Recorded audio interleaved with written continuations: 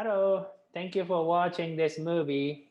I'm Takuro Shibata, a director of STARworks Ceramics. This artist talk is a part of our Artist in Residency program. Our new application deadline for the residency program is on April 15th, 2021. To see more details, please check our website at starworksnc.org. Today, it is my pleasure to introduce our current resident artist, Scott Jones. He has been in STARworks since October 2020. He is working to develop his own technique, which is printing an image on his work in a unique way. I'm sure he will talk about this in his artist talk, but we look forward to it. Thanks, Scott. Thanks, Takuro. Hi, my name's Scott Jones, and I'm, as Takuro said, the current artist in residence at STARworks Ceramics. And I'm going to be giving you a little slide talk today. All right, so let's talk about my first experiences with pottery. And so I got started with pottery in 2012, 2013-ish, in high school, actually. My high school teacher's name was Brandon Knott, and this is where I learned all the basics of throwing, centering, just everything. Some techniques with decoration, whatnot, just all the basics I learned through high school. And he was the one that actually introduced me and got me started in my first apprenticeship with Mark NAFZIGER out at Sauder's Village in 2014 and 2015. This was just a summertime gig that I could go and keep making pots and also learn even more than just the basics. So with Mark, I was learning how to make glazes, how to make clay, how to load kilns, how to stock shelves, how to price work. All that stuff was incorporated into his little apprenticeship that he had out there. And Sauder's Village, it's a historical village that there's around, I would say probably 10 to 12 craftspeople there, from tinsmithing to glass blowing, and Mark is just part of the ceramics section, and he runs his own little business out of there. So here's a photo of me on the left organizing some of Mark's pots, and here is Mark on my right, and here's him stoking his wood salt kiln that I'm not entirely sure when he had it built, but he tries to fire it annually. And here, working with him, I got a lot of my first time. The day that I met him, I actually, when I was being introduced to him, he was firing his kiln, and he just asked if I wanted to stick around for the firing afterwards. And I was just a kid in high school. I said, sure, and I'll just hang out. And, I was ended up splitting wood for him and just like really getting started right then and there. And it was a great little firing, and it's a great little kiln. And I think, a lot of his pots are inspired, since he works at a historical village. A lot of his pots are inspired by historic, like early American style pottery. He makes a lot of, mugs, cups, that kind of stuff. But some of his other pots are like butter churns and just kind of odds and ends like that. I think interest him as well. So he does enjoy making that kind of pottery, and he's very, with his designs and whatnot, like on this platter again, very mathematical and very precise. He's laying everything out with pencil when it's bone dry, and then slip trailing every single detail just so well. He's very, very well trained with that. And so after I got out with him my senior year in 2015, I actually started at Bowling Green State University. So this is when things got pretty crazy, to say the least. On the left here is a photograph of John Balistreri. He was my professor out at Bowling Green.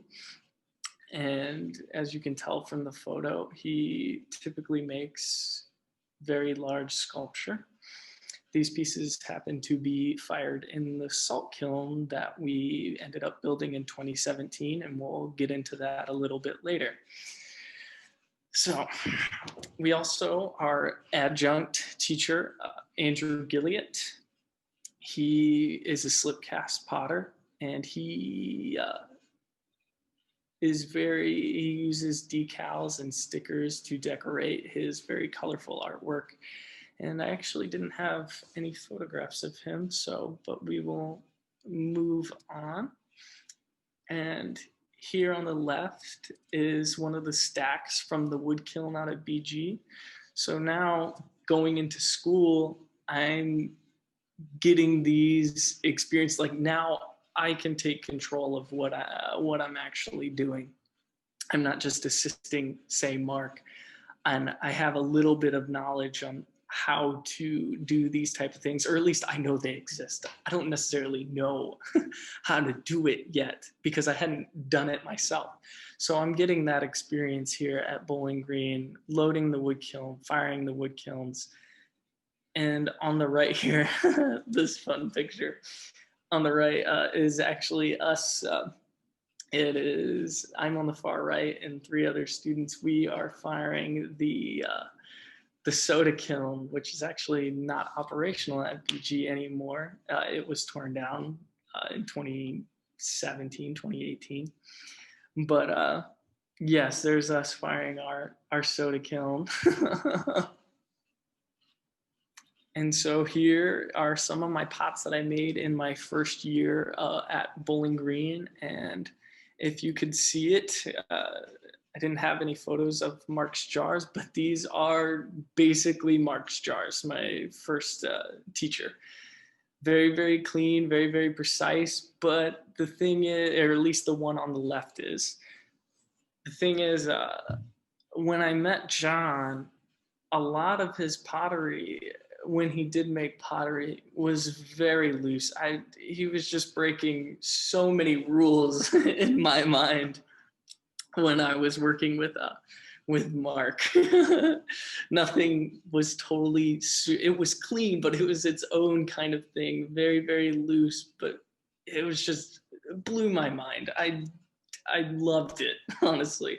So I started to try to alter my own pots and loosen up a little bit, but you can see with the pot on the right that it was definitely a struggle. It's still clean, like nice smooth surface, but I'm just altering it in kind of random ways. Nothing too special, but that's where we had to get started, right? And these are some more pots from my first year. And so again, see on the pot on the left, kind of a historical inspired vessel, and then just super clean, thrown in a wood kiln. And then on the right, still really, really clean pot, but trying to warp and alter in such a way that was aesthetically pleasing to me. And so what I was also trying to get away from and learn about was I always seem to make pretty ambiguous, that's how everybody starts too, just open-ended vessels, just vases, a lot of vases that really didn't really have a purpose other than, say, like holding flowers or whatnot. But I wanted to be a little bit more critical about what I was making. So if I was going to make a jar, and just, be a little bit more direct with what I was making at the time. Was big in my first year.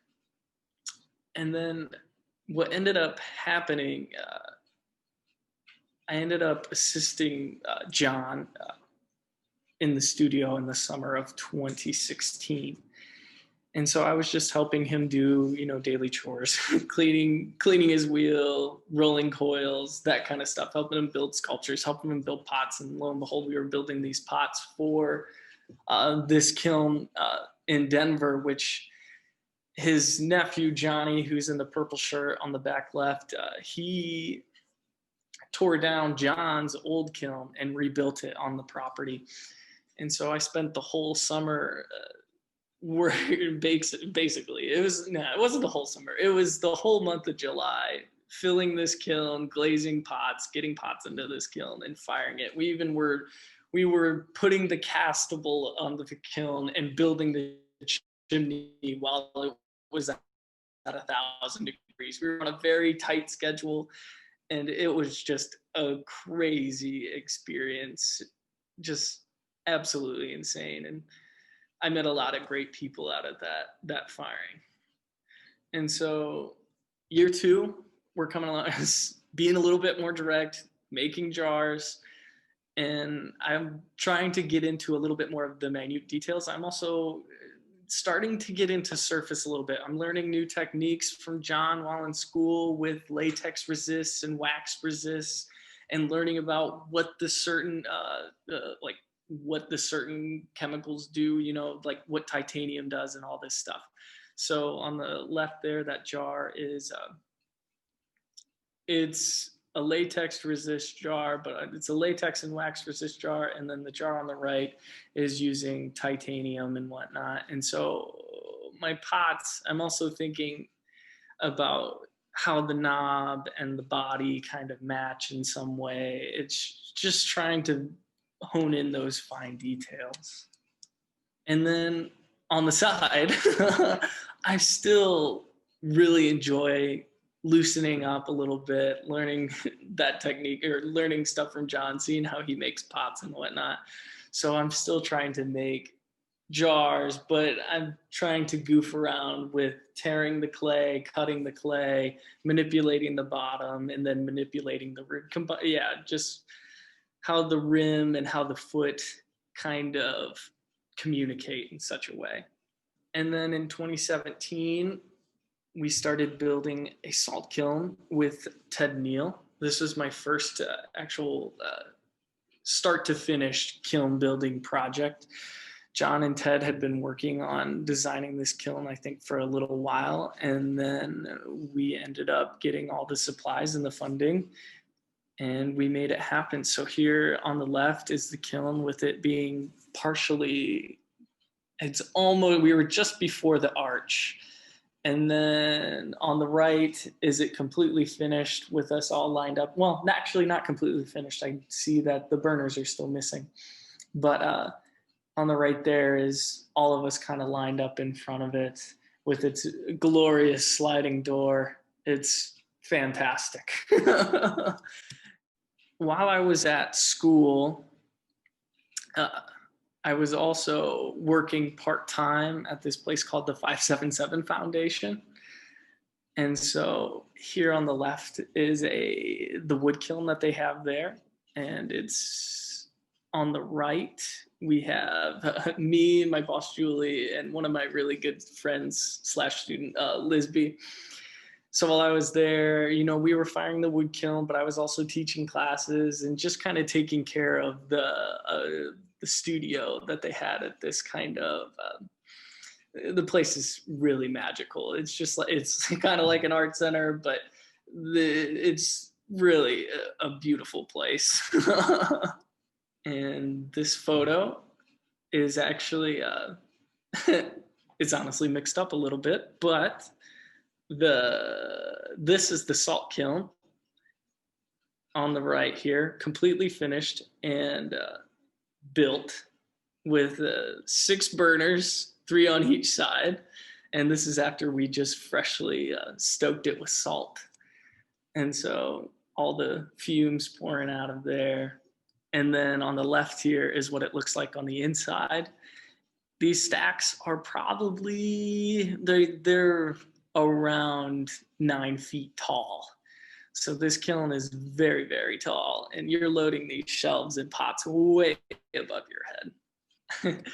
And back to the 577. This is actually stoking the kiln, and I had to include this photo of this was my last day actually at the 577 before I moved, and the "You're Dead to Us, We Hope You Fail" cake was just fantastic.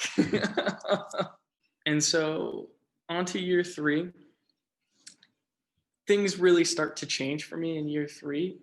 From the 577, we had a lot of unique experiences too, like visiting artists.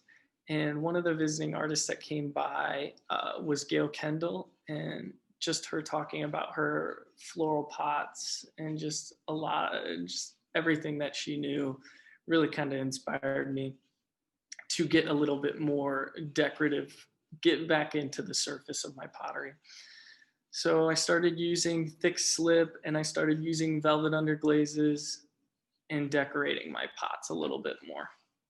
Here is some more decorated pots. On the left here is one of the jugs, and then on the right we have a little casserole dish. Still relatively clean pottery. We kind of diverged away from that a little bit. And then year 4 at BG, we're trying to get ready for my BFA show, basically. So I am trying to think of what kind of pot I want to use for my BFA show and what kind of surface I want to do. And I start looking into German saltware, getting back to almost my historical roots from the Sauders. Finding some historical pottery. I was really in love with these German salt jugs. And I was also, with the surface, looking a little bit more into, I was diving into Razzle Dazzle, which is like these paintings on the sides of these ships in the early 1900s that they were doing, just this very contrasty kind of pattern work. So the pattern work was really starting to change from just dots to now dots and stripes, as basic as I could get, really. And so here are some more pots from the salt kiln, actually. So these are what I'm doing here is I'm just really laying tape on, laying lots of tape, and then painting slips and then glazes. And then here's my BFA show, some of my work for my BFA show. So we ended up making growlers and the tops, making the lids from scratch, to the cutting my own gaskets, to taping off and decorating with stickers, which was heavily inspired from Andrew Gilliott's work. Figuring out layers, just trying to play with that for sure. And how the lines being made from being staggered like that, very contrasty, just very honestly time-consuming stuff. It was very, very difficult. It was very hard on the eyes to be laying all that stuff out. And then here are 3 more of those vessels from my BFA show. And then this was the final work that I made out at BG after the BFA show. We ended up having a wood kiln, and I ended up making some of these cups. And you can see that we're getting back to it being kind of loose, but now it's like a different kind of loose. It's really a clean looseness to it, however you would describe it, but still playing around with the dots and stripes, but doing more brushwork and wax work. And so after I graduated from Bowling Green, I ended up at the North Carolina Pottery Center. And on the left here is this beautiful picture I caught of a rainbow going into the giant jar that they have on the property. And then on the right is the back of the building. And so I did basically what any other fresh out of school artist would do. I started testing a lot of the local materials that they kind of had, started getting used to the clays that they had in the area, which were actually from STARworks, since I would get all my supplies from there, because it was just down the road. And so I was just throwing and experiencing the new clays basically. And I was also trying to get back into the looseness and kind of still like that clean, loose look. And I was making my own ribs at the time to add the swirls to, and just really trying to make that, honestly force that to work, which I learned it actually didn't. You can't force that upon bigger pots. I had a lot of experience while I was at the Pottery Center on the left here. Is when I was helping actually Chad Brown mud up the chimney of his kiln and trying to finish up the giant ANAGAMA that he has. And then on the right here was when I first started with residency as well, when Sid Luck was opening up one of his groundhog kilns. And then here's a photo of all of us when we were residents, me, Hamish, Miki, Grace, and Stillman. We were firing the chamber kiln there together. And here's a photo of Hamish actually taking out the bricks and the fire getting probably a little out of control on him. And then on the right here is from the second kiln that they have at the Pottery Center, the groundhog kiln. And I had never fired a kiln like this, very, very shallow. It's only about 2 feet tall. So we're like laying on our stomachs, loading these pots. And there's no floor. I mean, the floor is quartz. It's just rock. So technically you don't even have to wad any of the pots, which more crazy stuff. Never even thought of doing something like that. So that was pretty interesting as well. Here's the groundhog kiln firing up, the flames shooting out of the chimney. And here's some of those plates that came out of that kiln actually.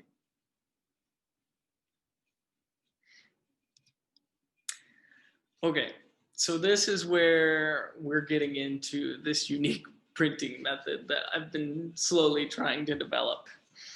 And it was still in its very, very baby stages at the Pottery Center. And this picture is very weird, I know, but this was the night that something kind of tripped in my brain when I was thinking of a moving surface. And so this was just a puddle of slip that I poured onto this bat, and then put black dots on it really, really thick and started banging this bat around. Just goofing off, honestly, just sitting in the studio. And that's when I started thinking of hydrographic printing and how those patterns themselves move. And so I had to teach myself screen printing. I really learned from some books and just the basics, really. And I also had to develop my own kind of oil slip. It was getting really strange. I was using vegetable oil, anything I could possibly find that I could think of. I was using dish soap and all these strange things mixed in with clay, trying to find the kind of perfect balance that I needed to make the slip kind of stick, or how to hydrographically print with clay. And so I ended up building a little screen printing setup, and I learned about what you can see here is the polyvinyl alcohol film. It's just this water-soluble plastic film that I'm screen printing onto. And let's see. Yeah, so here you can see me setting the film into a tank of water. And then here is me halfway dipping a pot actually into the pattern. And the pattern itself is working itself around and sticking to the pot. It can find any detail in the surface. And so here I actually have a video of the process that you guys can watch real quick.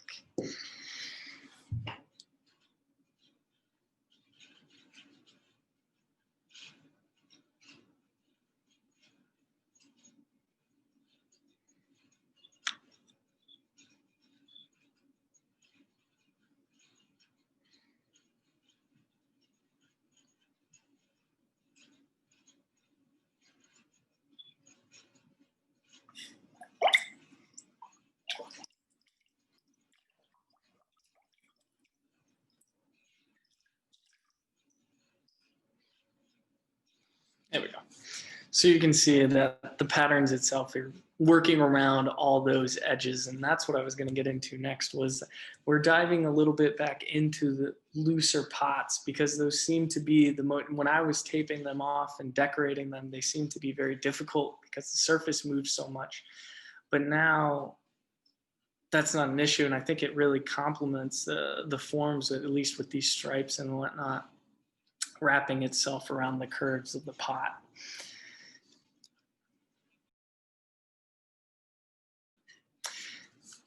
And so you can kind of see in this photograph the dogwood flower pattern that I was printing with. And then the cup on the right is actually one of my very first tests. And I remember being so nervous at the time, like, how am I going to get actual imagery out of this stuff? Because it was just blobs sitting on the surface of a pot that were like barely sticking at all. So it did come a long way from the Pottery Center. And here's some more of those images. The stripes and the dogwood flowers. And then here's one that I was actually able to put all the way through glaze, and it made it into the glaze kiln. So I was sure that I could continue with the process since it could make it through. And so the question became, so why did I come to STARworks? And I think that it was definitely to develop this, this process for sure. I fell in love with it completely. And so here's some examples of the pattern, some of the issues I was actually having with it on the far right here, with it all the pattern burning up, flaking off. And we've slowly worked it to where it's actually sticking to the clay, and the image is, I would say, probably about 90% intact, which is great. So basically the things that we needed to work on, I was testing all different types of film. There's many different thicknesses of polyvinyl alcohol film, and I was trying to find the one that worked best. I was also testing the oil that I was using, and I was testing the thickness of the slip. That's pretty important when it comes to screen printing. So testing the oil slip's thickness, testing the squeegees that come with screen printing, and trying to increase the density of the print or the thickness of the print itself has become very important. And it's just still working its way through. We have a kiln coming up that we're gonna learn a bunch from here in December. And so it was also a time for me to test new patterns. I was like, might as well learn more about screen printing and how to burn screens. And so this was one of my new patterns that I ended up burning, and here is it filled with ink. And so testing new patterns as well has also been kind of fun as well. And so we're gonna finish off with this picture of the wood kiln out there, and hoping for good results on December 18th. All right, thank you guys so much for listening. If you'd like to learn more about my process and my progress as a potter in general, you can feel free to reach out through me through my Instagram. It's SJ_ceramics. And you can keep up to date on what I'm working on, how the process is going, and just basically my daily life in ceramics. Thanks.